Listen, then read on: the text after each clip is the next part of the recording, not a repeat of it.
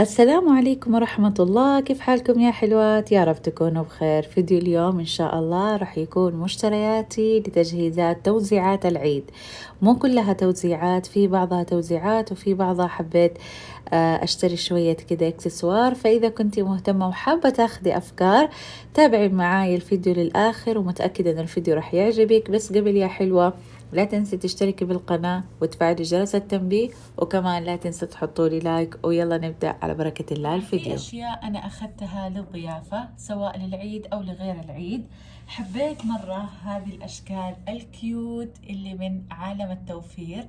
طبعا الأشياء هذه اللي راح تشوفوها من عالم التوفير الموجود في حي الثغر. الفيديو أبدا مش إعلان. شوفوا كيف شكلها، ما أدري تقدري تحطي فيها تمر، تقدري تحطي فيها كذا قطعتين حلا بتيفور. مرة أشكالها حلوة وتفتح النفس، كيوت كيوت. يعني مثلا تخيلوا كذا مثلا، يعني مرة أشكالها حلوة. فأخذت 3، قلت يا ريت أخذت 4، ما أدري ليش أخذت 3 من هذه الأشكال. سعر الوحدة 5 ريال و75، هلا لا. وكمان أخذت هذا الشكل، هذا الشكل حبيته أكثر للمكسرات. طبعا شوفوا اللون الذهبي الحلو، شوفوا بس هو زي الورايا عاكس. فهذا الشريط يعني راح يخلي الصورة ما تظهر في مرض ينفتح. لحظة، ايوه شوفوا كيف شكلها مرة حلو وكيوت. تنفع ممكن للمكسرات. مرة حبيت شكلها. يعني انا ماني عارفة ايش المشكلة، عشان فيها اللصق ولا ايه. المهم شوفوا كيف شكلها. قزاز. سعر الوحدة 5 ريال و75 هللة. أخذت برضو 3. وأخذت هذا الصحن أو هذا السبت، هذا أخذته لأمي. سعره في الثلاثينات، في الثلاثينات إذا ما خاب ظني تقريبا، أو في ال20 والله ماني فاكرة.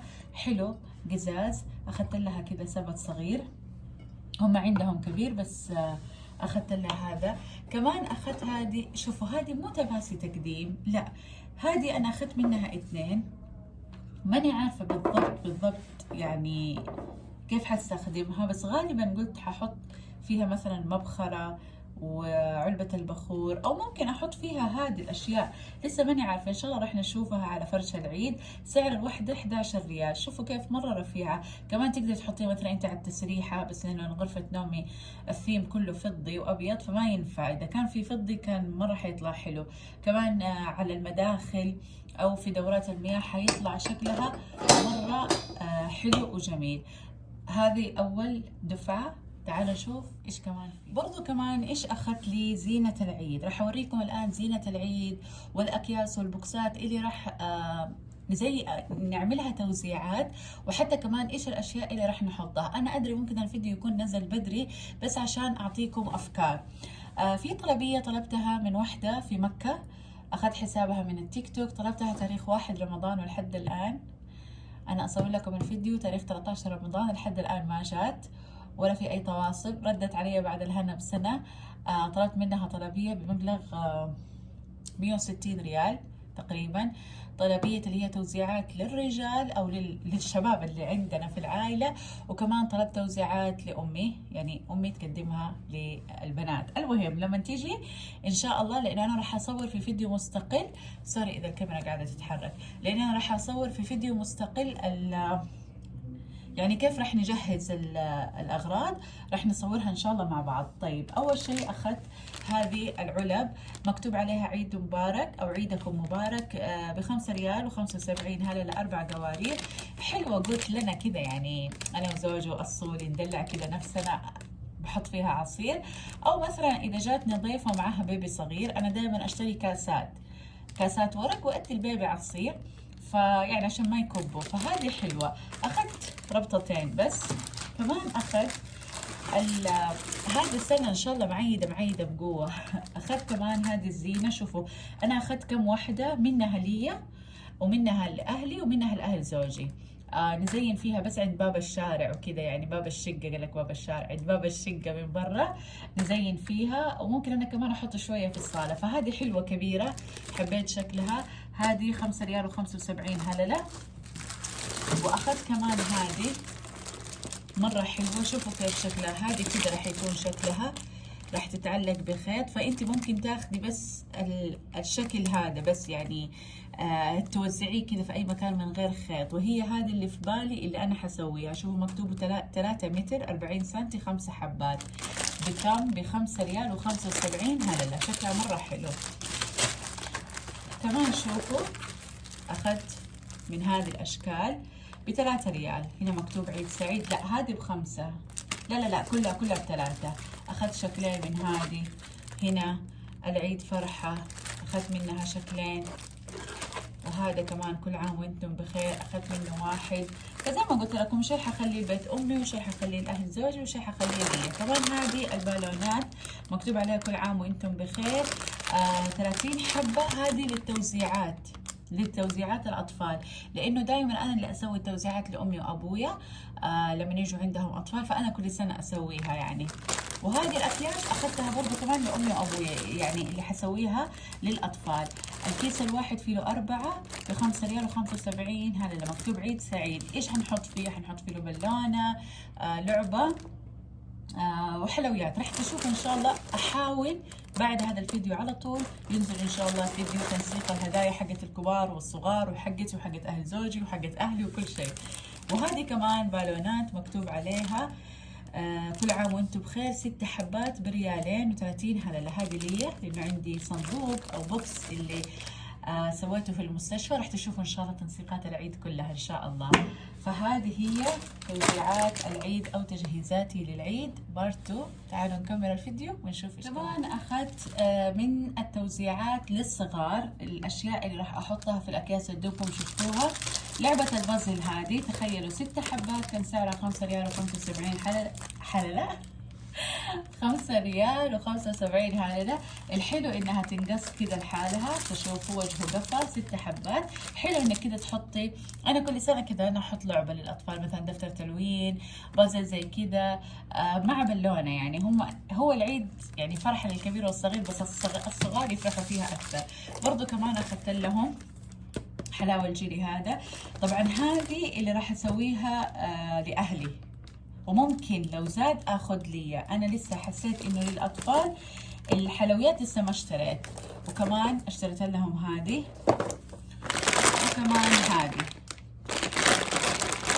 هذه لتوزيعات الاطفال. اوكي طيب توزيعات الكبار انا طلبت من شي ان. راح تشوفوا الان ايش طلبت. بس كمان طلبت اللي هم الشابات عفوا. هحط مع الكيس شيت ماسك. شايفين اخذت بالفيتامين سي وبالوجه سوري، اخذت بفيتامين سي واخذت بالفحم وبالارجان. ليش؟ لانه الثيم كله يعتبر ميك اب او سكين كير، راح تشوفوا دحين. فهذه طبعا راح احط انا عامله تقريبا 30 وحده تقريبا اللي راح اسويها. من ضمنها يعني اخوات زوجي، من ضمنها اخواتي، من ضمنها بنات اخواتي. فما شاء الله عدد البنات في العائله كثير. فراح احط لهم يعني واحد. وكمان راح نضيف معاها اشياء الان راح تشوفوا. توزيعات الصبايا الثانيه موجوده في كيس شي ان هذا اللي دحين راح نشوفه مع بعض. بس اول شيء وانتم بكرامه ابغى اوريكم الشوز. طبعا مو كل الطلبيه لتوزيعات العيد، بس خليني افتح معاكم الكيس. اول شيء طلبت الشوز، ما شاء الله تبارك الله مره حلو. حبيته انا مكلجه ما اعرف ليه. ما عندي لون موف ابدا. يجنن مره حلو. شوفوا كيف جريء صح؟ اللون مره فظيع، وفي منه عده الوان. بس قاهرتني هذه كده واقفه، مو زي الثانيه. بس مره حلو. لكن للامانه مو مره عملي. هو اكيد انا ما راح البسه مثلا في سوق او اذا رحت مشوار، لا هو كده انا حلبسه في مكان ما راح اتحرك فيه كثير. بس مره حلو. يعني مو انه لا ما تمشي فيه ابدا صعب، لا عادي، بس مو عملي، مو مره عملي. فحبيته مره حلو. سعره كان في السبعينات. مره حلو. حبيت حتى درجه الموف مره حلوه. طيب شايفين هذه هي اكياس الكبار اللي راح نجهز فيها ان شاء الله العيديات او التوزيعات. راح احط شيت ماسك واحد من هنا. طبعا ما شاء الله الربطه مليانه. اخذت انا 3. ورح نشوف ايش كمان يعني رح نحط. كمان اخذت من شيء هذه، هذا ما ادري تحسوها وانتم بكرامه زي السله صغيره، بس انا اخذتها ليش؟ اخذتها لسياره زوجي للهلل. ما ادري، انا حسيتها زي الطفايه حقت الدخان. انا الحمد لله زوجي يعني ما يدخن، بس تعرفوا لما يعبي بنزين او يشتري اي حاجه فيعطوا له بقايا هلل، فيقعد يحطها كده في السياره في كل مكان واصل الله يحميه يبدا يمسك. فاخذت له هذه حلوه يجمع فيها الهلل. سوري. كمان اخذت هذه الشنطه، انا كنت متوقعه انها تيجي اغمق من كذا لون موف، امانه ما حبيتها مره، حسيتها طفوليه اكثر، فما ادري هل تكون عندي الجرأة البسها ولا لا. شوفوا يعني مو مره بس كمان مو سيئه، بس توقعت انها تكون افضل من كذا. هي حجمها حلو يعني عطر روج جوال وانتهينا، بس حسيتها انها طفولية اكثر. كمان اخذت الشرابيب هذه، ليش؟ اخذتها لاخويا، ما اعرف ليه حسيت انها تمثل يعني مود وهو يحب هذه الاشياء. ما بفتحها، تبي تحطني اقول هو افتحها وافتحها. خليني اوريكم اشكالها. شوفوا كيف مكتوب هاي، ما ادري هو يحب هذه الاشكال. وهنا هذا الشكل الثاني، وهذا الشكل الثالث، وهذا الشكل الرابع، سوري اذا ما كنتوا شايفين، وهذا الشكل الخامس. حبيت الاشكال. نرجعها.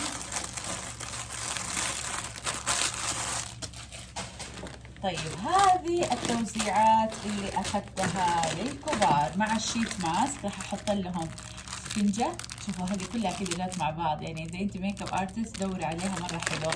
وكمان المبارد هذه، تخيلوا 50 مبرد، يمكن ما جاء قيمته 12 13 ريال، مره كيوت، مره حبيت. شكلي حسوي كذا واحد لي حتى انا، فمره حبيت الفكره، خطرت كذا في بالي. كمان اخذت لنفسي شغلات السكين كير او العنايه بالبشره. شوفوا دائما انا لما اروح صوالين يستخدموا كذا اشياء يعني تساعد على تنظيف البشره، فشفتها في شيء فقلت ليش ما اجربها واشتري. ولما يقرب العيد ان شاء الله نعمل تنظيف بشره مع بعض ان شاء الله، وراح اصور لكم كل حاجه، يعني حصور لكم الاشياء اللي حستخدمها، وفي نفس الوقت يعني حقول يعني تجربتي. شوفوا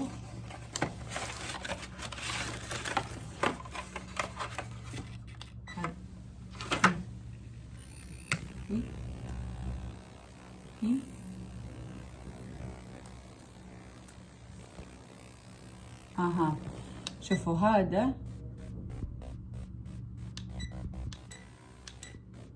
طب كيف ينقفل؟ اوكي، هذا الجهاز يستخدم في ثنايا الأنف، إذا تعرفوه يعني يستخدم في ثنايا الأنف لتنظيف البشرة، يشيل الدهون. بس هنا في 3 أشياء يبغالي أترجمها لأن أختكم في الله ضحلة في الإنجليش، فهو شكله ينشحن. وشوفوا هنا معاه كتالوج صغير، طبعا دحين هو بس يعني عرض كده للمشتريات، بس إن شاء الله راح أستخدمه، راح أقول لكم تجربتي. بس كده اتوقع ان شاء الله انه يكون حلو. كمان اخذت المنشفة هذه او الفوطة، تحطيها على وجهك سواء تبغيها باردة عشان تقفل المسام، او تبغيها حارة عشان او دافية يعني ما تسلخ وجهك عشان تفتح المسام. الله ناعمة بس شكلها يخوف. شوفوا يعني تلبسيها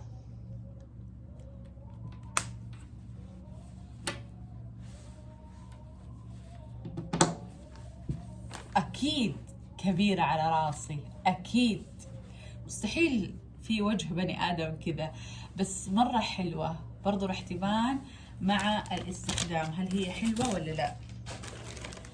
برضو كمان اخذت هذا الجهاز اكيد تعرفوه، هو مره قديم. اول ما طلع اشتريته، بس استخدمته انا استخدام خاطئ، ما كنت عارفه كيف يستخدم، فاستخدمته استخدام خاطئ، فشلفط وجهي، شلفط وجهي صح.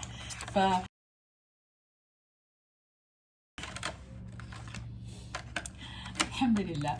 فالفترة الأخيرة لما صرت أروح صوالين يستخدموه، شوفوا هنا في عنده كذا راس لكذا حاجة، فمرة يشيل الدهون بطريقة رهيبة، فخلاص أنا عرفت هو كيف يستخدم، فعشان كذا اشتريته. وسعره مرة يعني رخيص، يمكن في العشرينات، لكن هنا موجود بصراحة تو ماتش. ايوه كمان اخذت هذا الستيكر اللي يتعلق في السياره، شوفوا كيف شكله مكتوب، بس هو المفروض كذا، بس عشان مقلوب، عشان الستيكر هنا مو باين. افتح لكم، هو ايش الذكاء اللي فيني، مكتوب بيبي انكار. ابغى احطها في السياره ورا مكان ما الصول يجلس، لانه بصراحه العالم ما ادري كيف صارت تسوق. بس لما قلت لزوجي بعد ما طلعت يعني وريته، قال لي احتمال يكون ممنوع، مخالف. ما ادري اللي عندها خلفيه في القوانين والمرور وكذا، هل اذا حطه في السياره حيعتبر مخالف ولا عادي؟ اللي هو يكذب علي عشان بيبي يحطها. بيبي انكار يعني افهمه السياره فيها طفل يا بني ادمين. كمان اخذت لي القفاز هذا لما اكون اعمل فير فالبسه، لانه صراحه يلسعني كثير. برضه كمان اخذت هذه الماسكات على شكل حيوانات لتوزيعات الاطفال، اللي انا راح اسويها للاطفال، مره شكلها حلوه. كمان اخذت الدفاتر، اخذت الاستيكرات هذه للدفاتر حقتي اللي اكتب فيها مثلا ملاحظات، اكتب فيها افكار للفيديو. ايوه كمان اخذت هذا الكبك حرف اس لزوجي، كبك الثياب. مو اول مره ترى اطلب، مره حلوه ترى كبكات الرجال، مره حلوه. شوفوا شكله، يا لبو على الكيس، شوفوا شكله مره حلو، لون ذهبي. اكثر من مره ترى اطلب وحلوه، يعني ما شاء الله تظل مع زوجي فتره مره طويله. فاللي تبغى تطلب لزوجها، ابوها، اخوها، لا تتردد، مره حلوين. كمان اخذت انا هذه القطعه، مكتوب انها، شوفوا هي كيف ملمسها، مكتوب انها ترميها في الغساله وتجمع لك الخيوط، والله اعلم. ملمسها كذا تحسوه زي السلايم. اخر شيء اخذت هذا، شفت بصراحه واحده يوتيوبر مدحته، خلوني افتحه واوريكم يمكن ينفتح.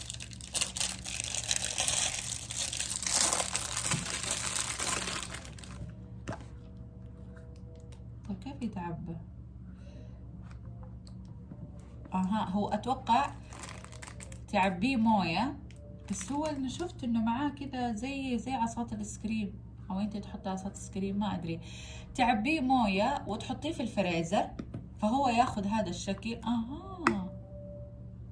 لحظه، هو يبغى له تكنيك معين. المهم نعبيه مويه ونحطه في الفريزر، وبعدين كل يوم تيجي تمرري الثلج، طبعا هو حيجمد، كل يوم تيجي تمرري الثلج على بشرتك، لانه يعطيكي كذا احساس مره حلو. بس كيف يستخدم وكيف يتعبى؟ هو في حاجه احسها مفقوده، فخلوني اشوفها واتصرف معاها ان شاء الله. لما نعمل تنظيف البشره راح اقول لكم اذا فادني او بس. والله يا حلوات، الى هنا اكون وصلت معاكم الى نهايه الفيديو. ان شاء الله رب الفيديو يكون عجبكم، حبيتوه. والله يعطيكم يا رب الف عافيه على المشاهده، وانتظروني في فيديوهات قادمه بحول الله وقوته، وفي امان الله. مع السلامه.